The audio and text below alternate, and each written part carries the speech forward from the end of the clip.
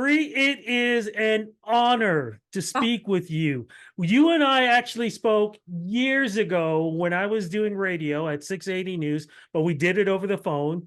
Your brother Donnie, I get to speak to every couple of years. Oh, And I'm of so course, sorry. it's still there. It's still there. The great humor that you have between the two of you is still there. But you probably hear this a million times. I grew up on Osmond. I grew up on Donny and Oh, Marie. I Rudy, how watched cute. the show. I watched your talk show. I've watched and seen so many things in your career. So Thank this is definitely an you. honor to speak with you. Oh, you are so sweet, Rudy. Thank you. It's an honor to talk to you. You've been around for a long time. Oh, I've done my best. Look, before we Yes, get into you the paid your career, dues. I paid my dues. I got to ask you, how were things over in 2023? Because I know you had a successful Christmas tour, and I know you're doing some speaking engagements as well. Yes, the Christmas tour has been phenomenal. Rudy, it's been an interesting year 23. My current album, it did so well. It debuted number one on Billboard. And I know at my age, right? No. And then it kept going back up into the top 10 like 29 different times. And it was one of those things like at my age is probably like the most crazy album I've ever had. And I went, you know what? I need some balance in my life for the first time in my life because, I was the sole supporter of my children and got them all raised, got my daughter out of the house at the end of 22. And I just told my husband, I said, you know what? I need to play more. And so, yes, I toured and I am coming there to do a show, but I'm not doing a lot. I am doing crazy things, my bucket list, which is so fun. I've been having a ball. Well, let's talk about the tour, the show, Fallsview Casino. You're going to be there. I do Yeah, believe it's March 3rd. I hope I have that date correct. I think, And yes. and we Rudy, just you know you have it correct. we love everything Osmond. What is that show going to be like, and how are you feeling about coming to Niagara Falls? I actually think it's like one of my best shows that I have done because it's a celebration of 6 decades. I have every age group in there. It's insane, and they all have a great time. I guarantee everyone that they will leave there feeling happy. And we went through so much over COVID and everything. To me, shows, and I come from the old school philosophy that I'm not going to stand there and just sing songs. I mean, I'm an entertainer. I learned from the best. I mean, Sammy Davis Jr. taught me to walk on a stage, Frank Sinatra, Elvis, all these people that I grew up performing with, Bob Hope, Lucille Ball. And so the show is very entertaining. I've included some video. I'll take you through the 6 decades. I've been so blessed to have an album on the charts every decade. And so I'll be doing some of those for you. I'm very interactive with the audience. I have a special guest coming. I found out he was going to be there in Niagara Falls. So he originally was my bass player when I was having hits like No Stopping Your Heart, Read My Lips, Meet Me in Montana. And he is a massive songwriter now and producer. But he's going to, so I can sing Montana, You're Still New to Me, some of those hits. But he's going to come on so I can change my clothes because I got to have at least one costume change. And so, but I'm so excited he's going to be there. And I think the people are just going to go crazy when they meet him. He's super fun. But the show is very diverse musically. You'll hear a little bit country to a little bit opera, and so just a little bit of opera, but it's going to be fun. I know that I just did it a week ago with my band, who voted best band in Las Vegas 11 years, and it was so fun. The audience had a really great time, so I was really happy about it. You mentioned about Vegas. I'm going to jump over there because wasn't that residencies only supposed to be like a short period? Like I think it was supposed to be 6 weeks, and then you Six guys weeks. ended up being there for 11 years. What? How did that turn out that way? Rudy, it was so bizarre because they kept saying people are coming, you can't leave. And this wasn't the residencies like they have now where they come in for 2 weeks and then they go away for a couple months.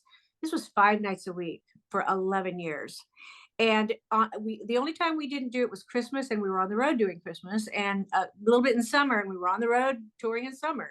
So it was every single day. except for the weekend. And it was, it just was crazy. We kept doing it, and we were going to end at 10 years, and we were taking a bow. And I looked at Donnie and I said, "Do you want to go to 11?" And he goes, "Because it's one more." And so, and that's from Spinal Tap, if people don't know. But so we took it to 11, and it was like the craziest perfect timing, because we ended our residency and the next month was COVID. It was crazy and everything was shut down. So we actually got to do a finale show, and fans came from all over the world, and it was really a lovely farewell, you know? There's never a farewell when it comes to the Osmonds. And the family is so huge. There's so much talent. I want to jump into those magical days where when I was a kid and you picked up magazines like Right On or Teen Beat, and you would see either the Jackson Five or the Right? Osmond brothers. Right? What was that like back then growing up Osmond? You know, Rudy, I have had such a incredible life.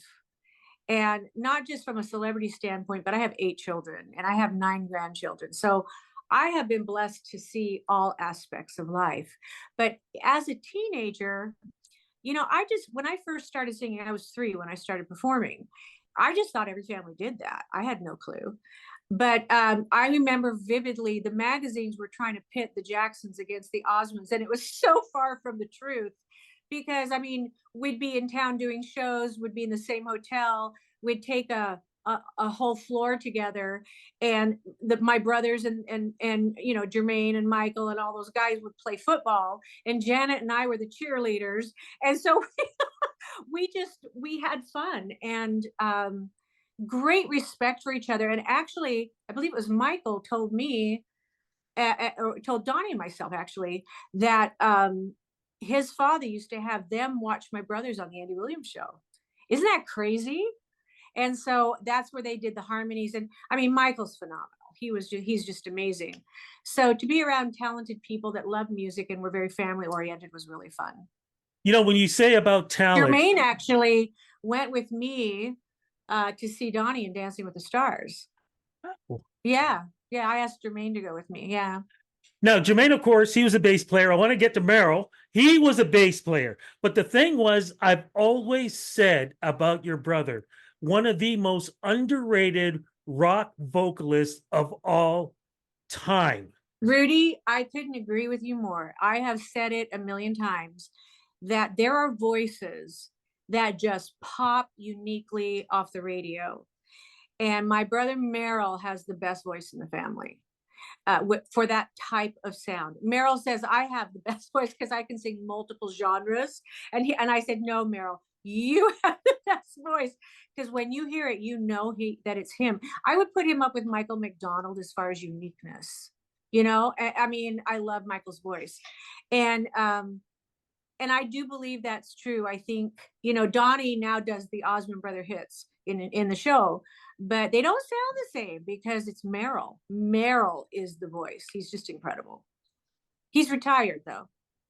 Well, please tell him I said hello. And like I said, I'm a massive You got, fan of his. That's why I always make sure I mentioned his name because so under hearing Down by the Lazy River, just right off right? the top, that tells you right there, you are in such talent. It's incredible. Oh, I have to, I'm so grateful that you would say that because I'm very proud of my brothers.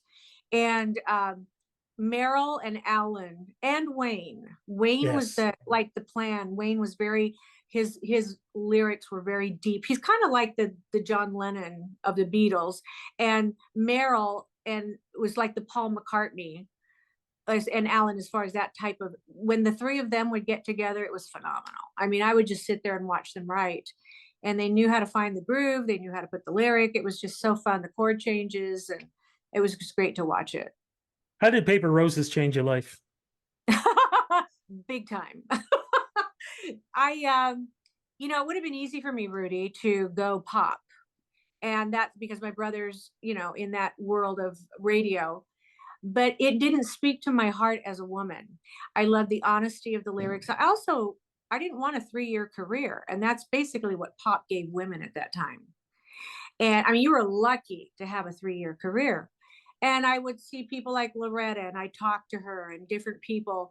uh, here she was a mom, she was a singer, she was a writer, and she was successful. And I went, I want that. And I love country music. I just love the honest. I loved it since I was a little girl. And so that's how I went. Uh, so here's the secret, Rudy. So how that all happened, because I was a novelty. I performed all the time, but I was, Sweden, Japan, commercials, things like that. Uh, the Christmas shows with Andy Williams stuff. But when Donnie started losing his voice, I'm the high note on some of those songs that you think are Donnie. So I was recording some of that, and the label was over, and they saw me do it, and that's how I got the recording deal to go to Nashville with Sonny James and It's record. amazing. Yeah, I was 12. As a teenager, still though, here you and Donnie having a variety show, Is that which even was interesting, Rudy? unheard I of. don't know if that's interesting. I don't It know. Is is that interesting. It's insane, especially because not just because of your ages, but you're competing at a time where Sonny and Cher, and even Cher having her own show. There were so many variety shows, and you guys, as teenagers, end up having the #1 show on television. crazy, right? Insane. You know, I look back on that. So I was recording by myself, and I had like Paper Rose's album, Who's Sorry Now album. I think there was My Corner of the World 3. And then they said, hey, we want you and Donnie to record together. So we did, I think it's Leaving It All Up to You was the first one. It's the one Yes, with the I'm gonna locket. leave it up to Yeah, I you. think it Yep. was. It's so hard. It's just like forever ago.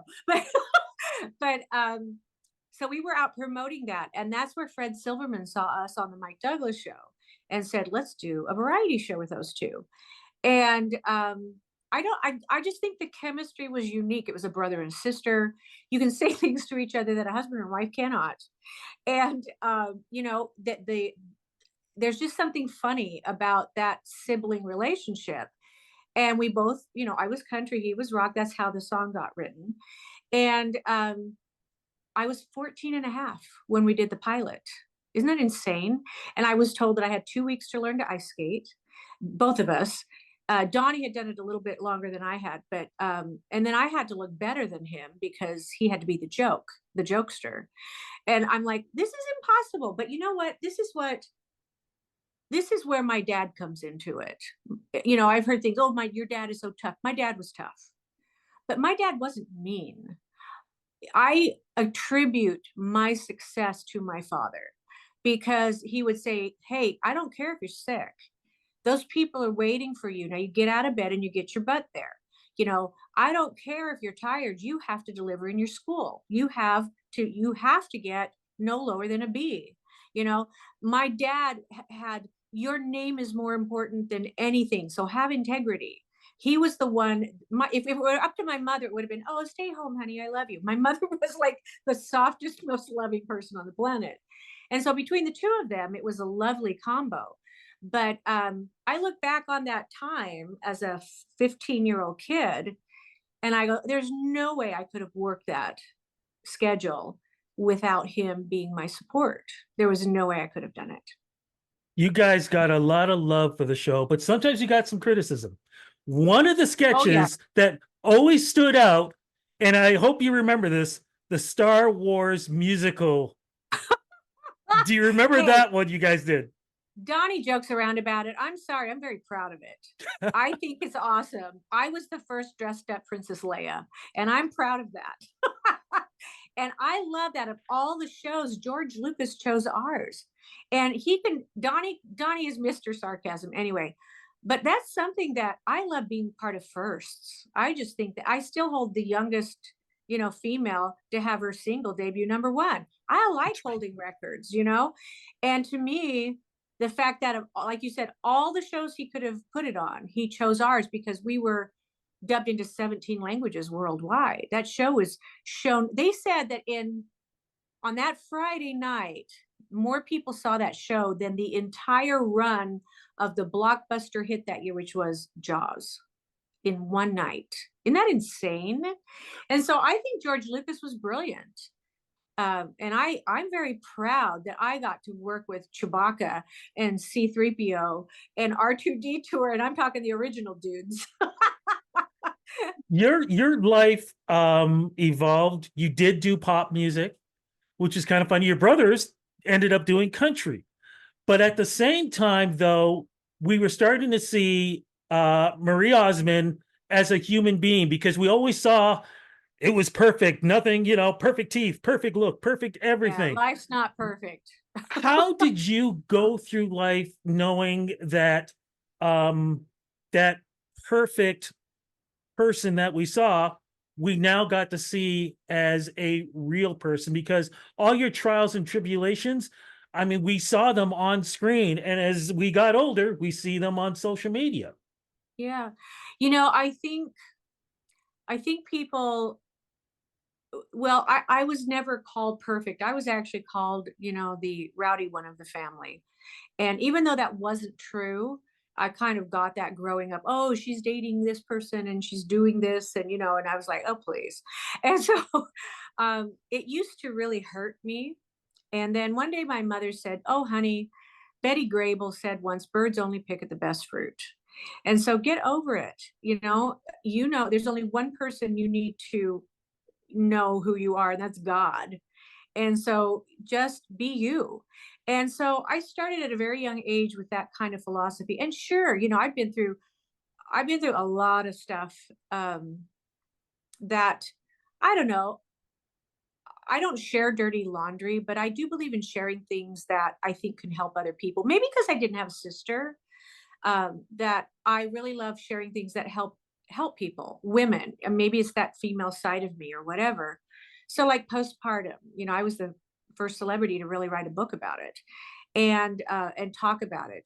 When I went through the things with my son, when he passed away, sharing that. I can't tell you the stories of people that would come to the meet and greets in Vegas, and I would spend time afterwards because they had lost a brother, or they had lost a child, or they had lost, and there's something about when you look in someone's eyes and you go, I understand, and they know you do, there's a great healing process that happens.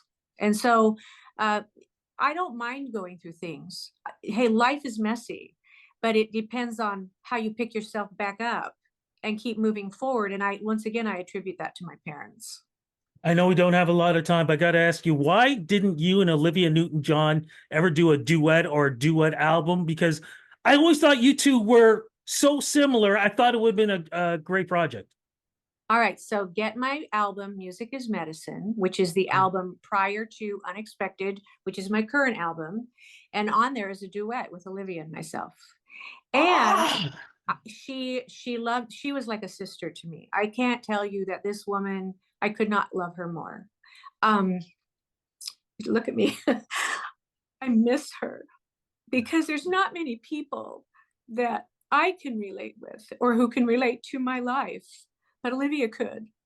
And this, we knew each other as teenagers. I was, young, and we could never find that song. And so in Vegas, when we would go on tour, we needed somebody to fill in for us. So I called Olivia and I said, why don't you come in and fill in for us when we're not here? So she came in, and while she was there, it gave us time to record this song. And we found it, and we both started squealing like, oh, this is the song. This is the song. And I actually do it in my show. So you'll see it. And the reason I'm doing it now is because she just put out a duets album, and yes. she put that on there, or she asked before she passed away. She says, I want that duet on that album. And so very honored. I loved her so much. And I call her husband John all the time. And I mean, they're just beautiful people. So it's called Getting Better All the Time. And we loved it because it talks about life being messy. And we have been through all those terrible things, but they make you stronger and better. And we both fell in love with the lyrics to this song. So you'll have to listen to it. I will. Last question as we wrap this up. What advice can you give the stars of today? Because when I look at somebody like a Taylor Swift, country to pop, again, very familiar in what you've gone through, traveling the world and so much success. The difference, of course, with her is now she deals with social media. What advice can you give young stars who are growing in this industry, and just wanted to have a life, but wanted to have the personal life and a successful life on stage. First of all, I wouldn't give Taylor any advice. I think she's doing great. Um, she's phenomenal. And I don't know her. I mean, she was so cute. I was at an award show and she came running up to me, Marie Osmond, I love you. And she was so sweet. And I think that, it's not easy to maneuver from a child to an adult. It's not. And if you look at the statistics, there's not many of us that end up being functional, and I attribute that to my children and my beliefs, the things that keep me grounded. But with her, she seems to be doing a great job. But for kids who are thinking, oh, I want to be in show business, I came from old school belief. This is a job. This is not an entitlement. You're only as good as your last show, so you better keep working. And you say that I did pop, so I did it because I could sing it. It was really fun. But when I started to record again, I went country, and I came out. And then people have said, "Oh, but that wasn't country," and I'm like, "Oh, please." Listen to Martina McBride. I'm more country than she is. You know what I mean? Get over it. And so people always want to find fault. And I just go, okay, well, if that's your mode of operandum, I don't want to live in that space because I believe in positivity. And so, that's okay, whatever they want to think. But yeah, Paul Worley was my producer. I went back to my roots, which was country, and they were so lovely to me. And from there, I challenged myself to Broadway. And so I learned to sing legit soprano. I learned to sing all of these different styles because I was Rodgers and Hammerstein's girl for a while. As a matter of fact, they just sent me this beautiful gift. I'll put it on social from Sound of Music. But I Sound of Music, King and I on Broadway, all these things. And then while I was doing that, the lady who was training, because you can't sing The Hills Are Alive with a country accent. I mean, you have to sing it legit. And so she said, I can teach you opera. So I spent 25 years learning opera. And then I put some of those legit sopranos and opera pieces on this current album. So like I said, I don't want to limit myself, but I am a little bit country. I love country music. But I love the fact that I can sing many styles of music. In this album, I sing 5 languages. And it's fun because every song in there has very deep meaning to me. Sometime if you ever want to talk about it, I'll tell you stories behind all of them. I would love to do another interview with you, but I know I have to wrap this up. I have You're to so cute. say it has been an honor and a pleasure to speak with you. Thank Oh, you. Thank you to your brother, your brothers, your family for what you did for us back in the 70s to what your family continues to do today. Thank you so much. one thing I do, and you'll see it, follow me on my social because I do these, I pick people to come to my sound check. I don't make people pay. It's just a random pick. And they get to watch the sound check, and then I do a question and answer after. And the reason I do that is because I wouldn't be here without those people. We love our fans. They are so good to me.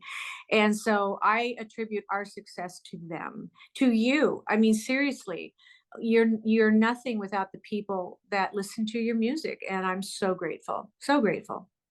We'll see you in Fallsview. Thank you again. And you better come back and see me. I will. Promise. Okay, you Promise. promise, because I want to take a picture and meet you and whatever. So you just get a hold of Lorraine and we'll set it all up. I'll get you backstage passes, everything. We'll definitely do that. Big love. Thank you again. You're so cute.